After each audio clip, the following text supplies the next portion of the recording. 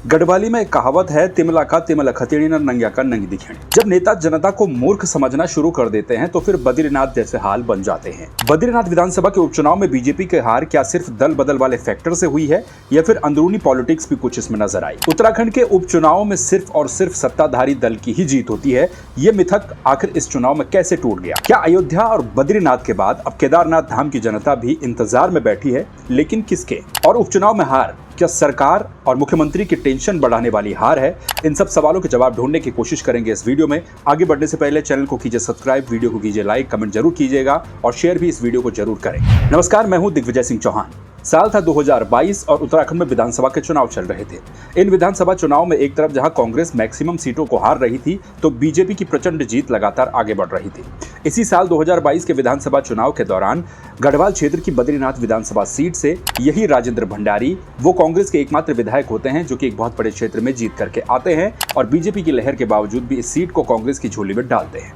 एक बात तो साफ है कि राजेंद्र भंडारी कांग्रेस के एक कद्दावर नेता हुआ करते थे, इसमें कोई डाउट ही नहीं है। लेकिन अपने ही पैरों पर कुल्हाड़ी मारने का काम हुआ इस साल के लोकसभा चुनाव से ठीक पहले, और यह सब कुछ इस अंदाज में हुआ कि जनता ने सोचा कि भैया ये तो हमारा मूर्ख बन गया, क्योंकि राजेंद्र भंडारी ने शाम को ये कहा था कि ये सब कुछ अफवाहें हैं, राजेंद्र भंडारी कांग्रेस छोड़ करके कहीं नहीं जा रहे हैं, वो कांग्रेस के कर्मठ सिपाही हैं, उनके साथ रहेंगे पूरे चुनाव के दौरान।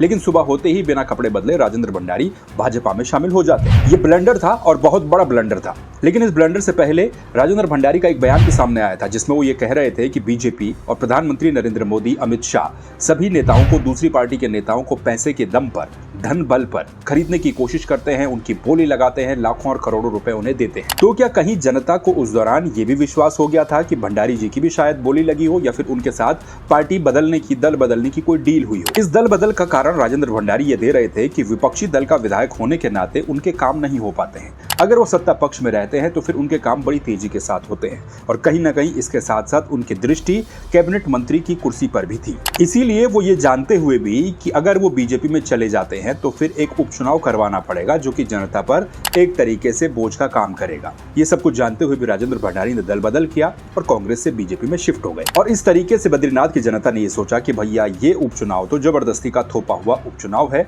और यहीं पर यह साबित हुआ कि जनता को शायद मूर्ख बनाने की भी कोशिश की गई। लोकसभा चुनाव से ठीक पहले दल बदल सिर्फ उत्तराखंड में ही नहीं हुआ बल्कि पूरे देश में बड़े पैमाने पर दूसरी पार्टियों के नेता बीजेपी में शामिल हुए या फिर कुछ भी करके उन्हें उस पार्टी से छुड़वाकर बीजेपी में शामिल करवाया गया।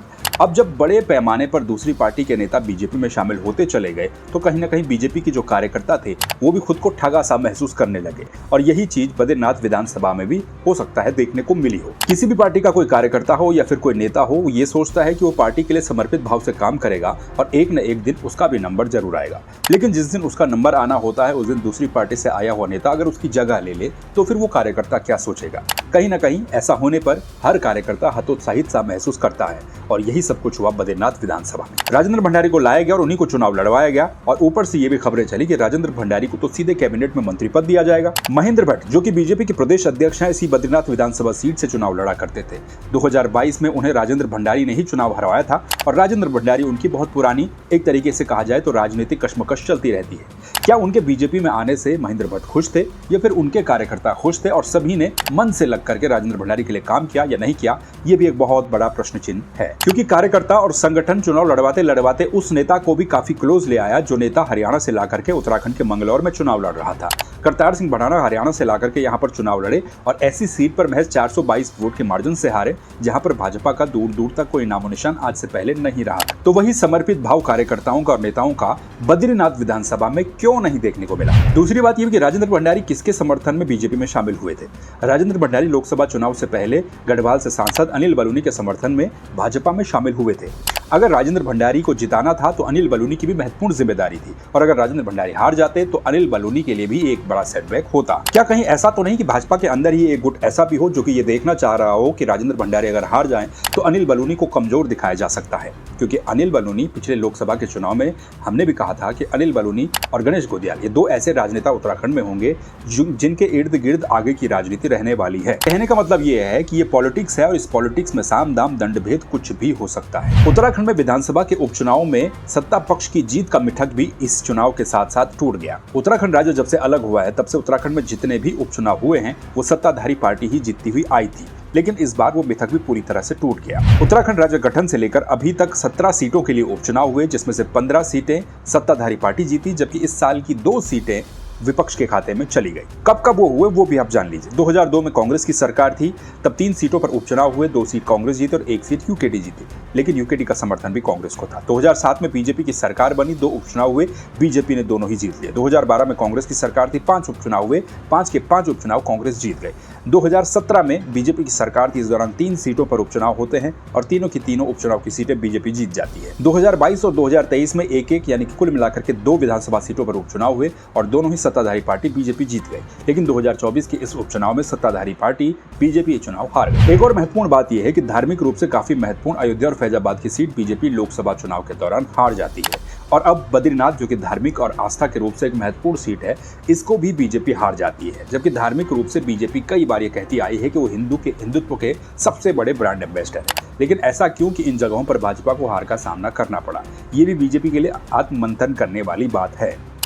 सरकार ये कहती है कि बद्रीनाथ धाम में या फिर अन्य धामों में हम बहुत सारे काम कर रहे हैं।